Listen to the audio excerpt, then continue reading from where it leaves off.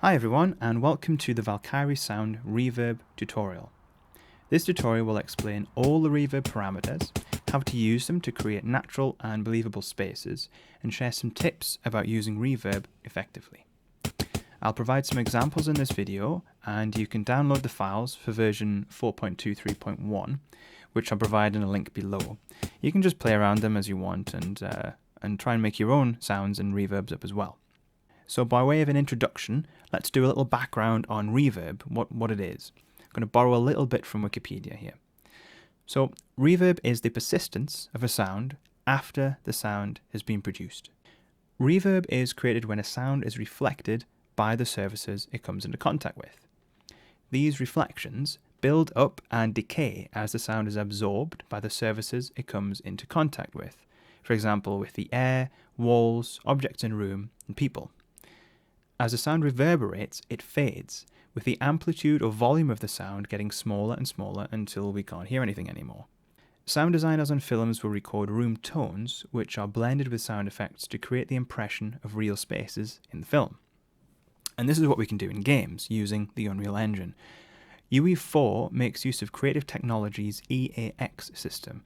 That's the Environmental Audio Extension, and it's been used in a variety of games for quite a long time actually. System Shock 2 used a version of it way back in 1999. Warning. Decompression event imminent. Please move immediately to Cryo Recovery B. Decompression event imminent. This system is what allows us to control how sounds behave in the Unreal Engine, but while the documentation in the Unreal Engine 4 manual and the engine tooltips is pretty basic, almost to the point of uselessness in some cases to be honest, the popularity of the EAX system means that we can find some parameter definitions elsewhere, such as at manual.conitech.net. Again, I'll put a link to that below. So let's take a walkthrough of some of the parameters. Now, I've got a few different assets here. Along the bottom here you can see some reverbs that will be included in the pack, and I've got a couple open at the top here. And let's just have a look at the first one, which is the small cube room. So here are your parameters. When you open up any reverb or when you create a new reverb, you'll have all of these here. These yellow arrows, if you're not sure what they mean, they basically just mean that I've moved it from the default setting. So the first one here, density. This is the time between reflections.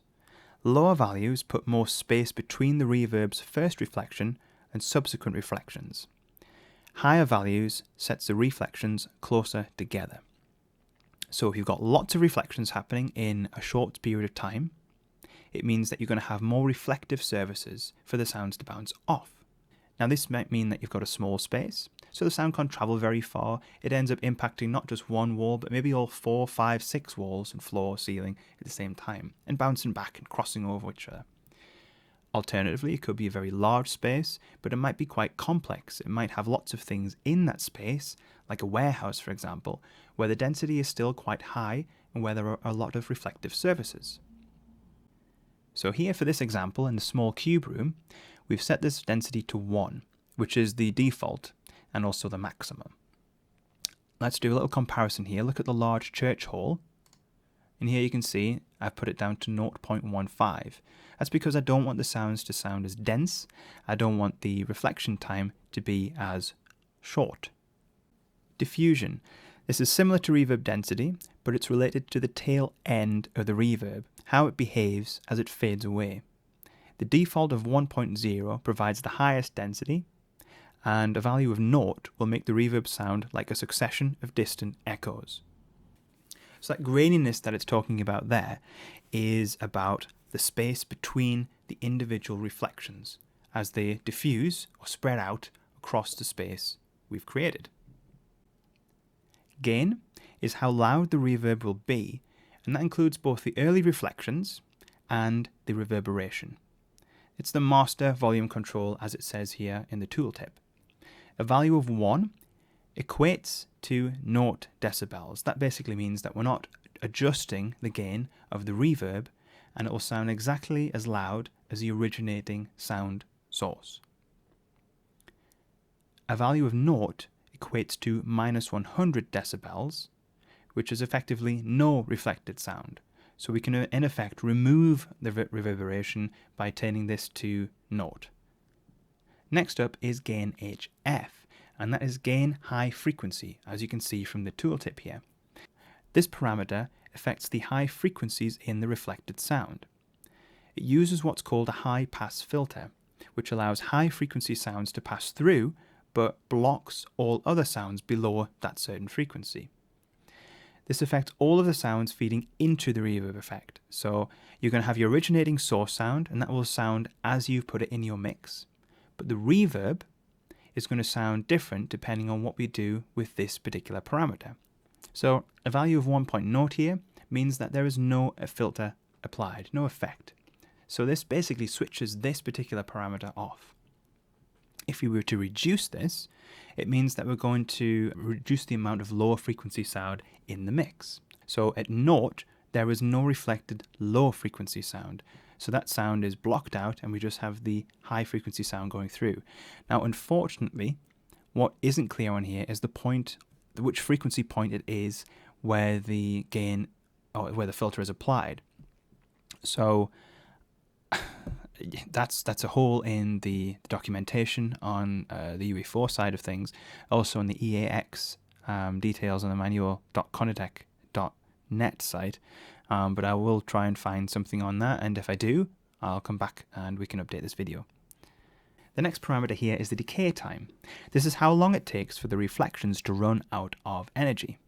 The lowest value, 0.1, is suitable for small rooms with dead or otherwise simple surfaces, and the highest value, 20, is suitable for large rooms with quite lively or complex surfaces. Now, this is one of those parameters where you have to mess around a little bit with it to find something that works for you, and that's the case for most of these, to be honest. So this next parameter is Decay HF Ratio, Decay High Frequency Ratio. It's how much quicker or slower the high frequencies decay relative to the lower frequencies. Values at 1.0 mean that the decay time is equal across all frequencies. Values above 1.0 mean higher frequencies decay at longer than lower frequencies. That means that your higher frequency sounds are going to last longer than your lower frequency sounds, your bass, throbby sort of sounds. Values below 1.0 mean the opposite, that the lower frequency sounds will decay longer, and that arguably gives a more natural reverb to the space that you're creating. Reflections gain is our next parameter here. This basically controls the amount of initial reflections relative to the gain parameter without any effect on decay. Increasing this value simulates a narrower space or closer walls, smaller space basically, and high reflections gain and lower reflections gain, combining those two parameters, that's this one, reflections gain, and the next one. So having a high value here for reflections gain and a lower value here for reflections delay will reinforce the impression of a small space or closer walls. So these next two parameters, the late gain and the late delay, relate to the tail end of the reverberation. So the late gain is how much extra volume we want to give that tail end of the reverb. I'm leaving it here at the default of 1.26 because that means that there's no adjustment, that it's going to be exactly the same in terms of the overall sound. It's going to fade out just naturally in effect by how the engine will calculate the fade out time.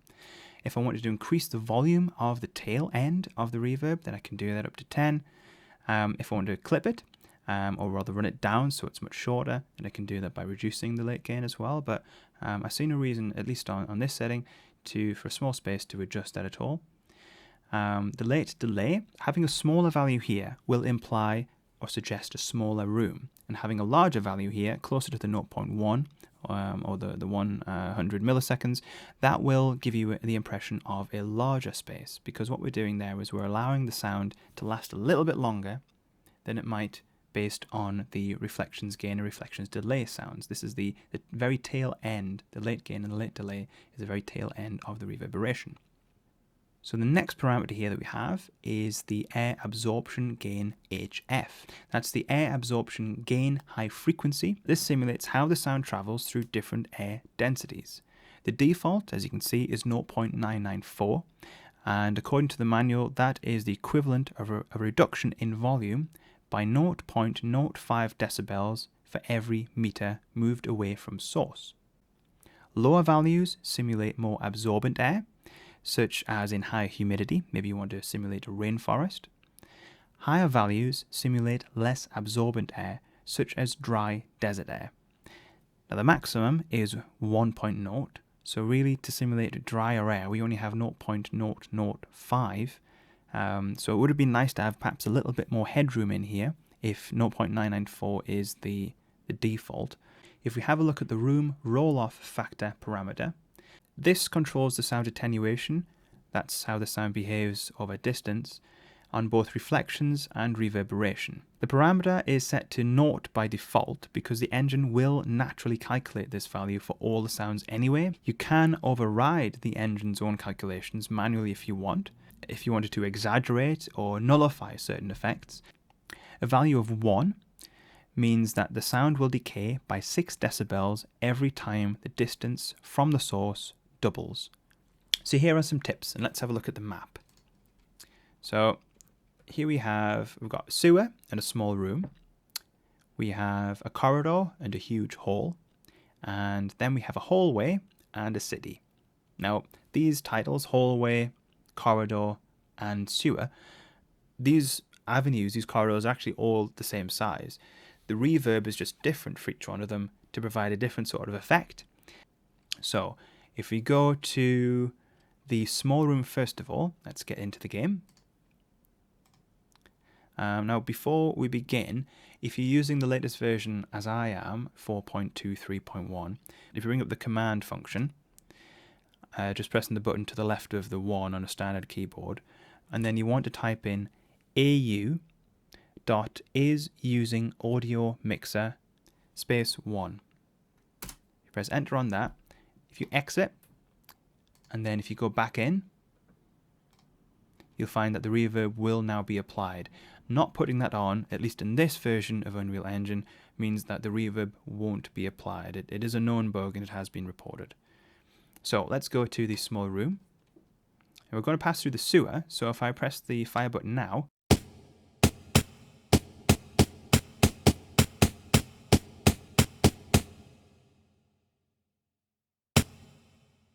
you can hear how that sound's behaving. And if we go on, now we're going to go to the small room. So you hear the difference in the sound. You hear that? And we have that sort of doing sound coming after it. And that's because we've got a number of reflections, but they are very close together. They're very tightly compacted together. So you get a kind of spring kind of sound. And that's because it's also quite a dead space. There's nothing to contour the reverb in any way. Now, if we look at the next space along here, that's some excellent reverb there. So here we have just the main room. So this has quite a small reverb as well. It's very similar to the small cube room one. Doesn't last very long. The next one here then is corridor and a huge hall. So the corridor sound. Hear a little bit of an echo after that. That's to simulate, what I was trying to simulate there was how a sound might behave as it goes beyond the corridor and you hear it going down the corridor.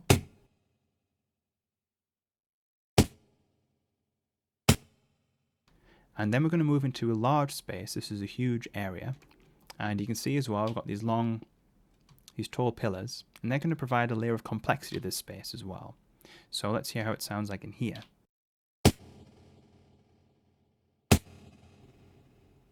So you can definitely hear how the sounds are being pushed around the space. And the space sounds huge as a result.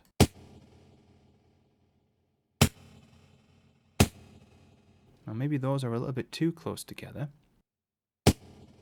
Now this space here is wrapped around with this reverb, the huge hall or cave space.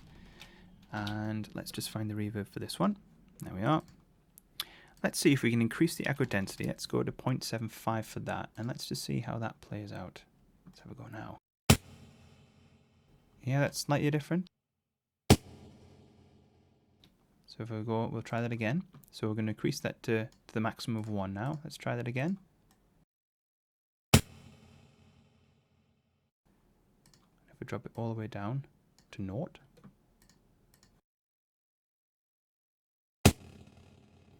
You hear the difference between the sounds now? You got that much more like a delay effect, a delay on a guitar. Like a not very believable. If we ramp that back up to say 0.8 then, let's see what that's going to sound like. Now, much more blended. I'm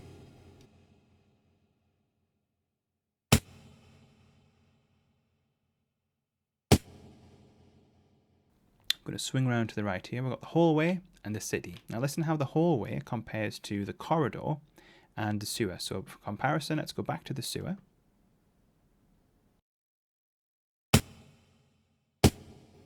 So sound in some ways quite similar to the large church hall, with fewer reflections. And then here we have the corridor. So this, if you listen very carefully, you can hear that the sound's quite long. But also, we're only getting a very small amount of the high frequency sound carrying on there in the reverb. There's not much of the bass end going through. The hallway, it's kind of a modified small cube room in some sense.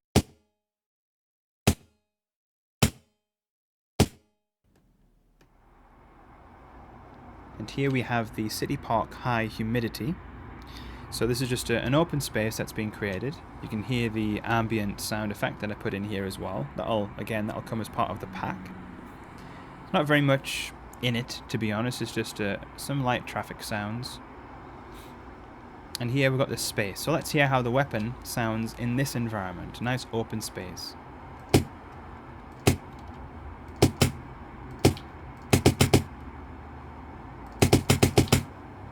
Can't really tell very much at all what reverb is coming through there. There is a very slight reverb, but it's different in this space because there aren't that many reflections. This is considered, as I say, to be a city park, so a wide open space with a lot of background sound at the edge of the space. Now, if we go through and we switch that off, and let's have a look at it without the ambient sounds. So you can hear it there. Because there would be some reverb if you stand outside and shout in a park, in a city, you will get some reverb coming back to you. It will be quite faint though. But I do have another one here. It's the open city one. So why don't we have a look at this one and we'll see how this one compares. So I'm going to, where are we? I'm going to drop that in here. I'm also going to open it up. So here we have, very obviously at the beginning, the density. 0.01 in the high humidity one, 0.85 for density and diffusion. For open city, 0.25 for most of these settings. So let's have a look and see how this one compares.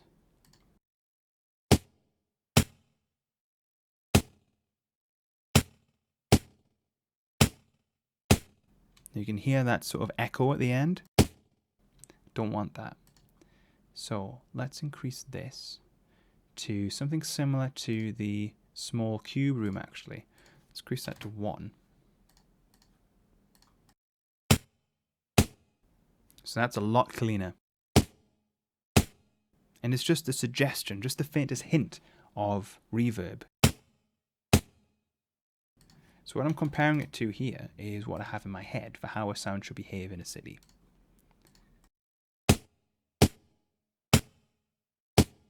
Now, there's no real measure for it because this particular weapon, it's never been in the real world. So nobody's ever played this, nobody's ever used this before and fired it in a real world scenario. So we just got to imagine, we've got to use our imagination based on the other sounds that we know. How do I think, how do you think this sound is going to perform in a game?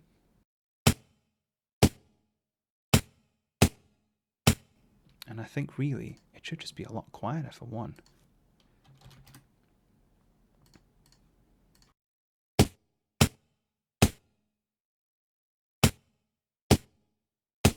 It's just on the cusp, just on the edge of us being able to hear it. Because what you don't want is, you don't want a whole load of reverb affecting you when you're in outside spaces. You want it just to be the tail end of things, and ideally, and this isn't quite set up to do this at the moment in this engine, ideally what we want is, as we get closer to the walls, we hear more reverb, but we hear more reverb if we're facing the wall, because we'll get that reflection coming back to us, and we'll get it only on one side if we're facing left or right, parallel to the wall.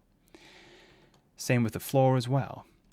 So at the moment, what we're just looking at is the very basic elements of reverb and how to create reverbs, how to create spaces using reverbs. That's the end of this tutorial. I hope you've enjoyed it and found it useful. If you have any questions or any feedback, leave a comment below. Thanks again, and have fun making your own projects.